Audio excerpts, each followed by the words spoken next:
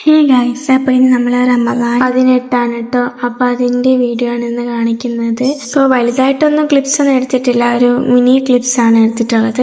അപ്പോൾ ഞാൻ പഠിക്കാൻ വേണ്ടി പോയിട്ടുണ്ടായിരുന്നു കുറച്ച് നേരം. അതിനുശേഷം വൈകുന്നേരമൊക്കെ ആയപ്പോൾ കിച്ചണിൽ കയറി മുസാമ്പിയൊക്കെ ഇരിക്കുന്നുണ്ട്. ഉമ്മ സമൂസ ഉണ്ടാക്കുന്നുണ്ട് കേട്ടോ. ഒരു പ്രത്യേക രീതിയിലാണ് ഉമ്മ ഉണ്ടാക്കുന്നത്, ക്യാപ്സിക്കൊക്കെ വച്ചിട്ട്. അപ്പോൾ ഇതിൻ്റെ റെസിപ്പി വേണമെന്നുള്ളവർ കമൻറ്റ് ചെയ്താൽ മതി. അതിനുശേഷം നമുക്ക് നല്ല അടിപൊളി മസാല ദോശയാണ് ഉമ്മ ഉണ്ടാക്കുന്നത്.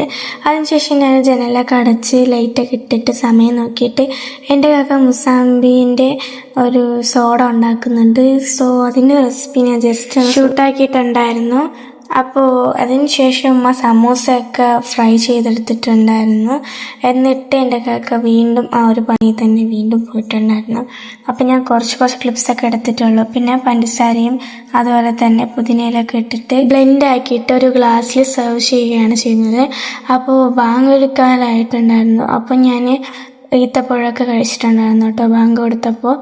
എന്നിട്ട് ഞാൻ വെള്ളം ഒരുപാട് കുടിച്ചിട്ടുണ്ടായിരുന്നു. 1 ലിറ്റർ വെള്ളമെങ്കിൽ മാക്സിമം ഞാൻ കുടിച്ചിട്ടുണ്ട്.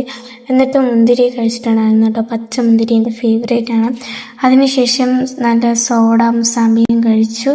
പിന്നെ സമൂസയും കഴിച്ചു. ഭയങ്കര ടേസ്റ്റ് ആയിരുന്നു കേട്ടോ. പിന്നെ സമൂസയും ആ ജ്യൂസും കൂടെ ഒന്നും കൂടി കുടിച്ചിട്ടുണ്ടായിരുന്നു. പിന്നെ ഞാൻ അപ്പം തന്നെ മാംഗോസും കൂടെ കഴിച്ചിട്ടുണ്ടായിരുന്നു കേട്ടോ.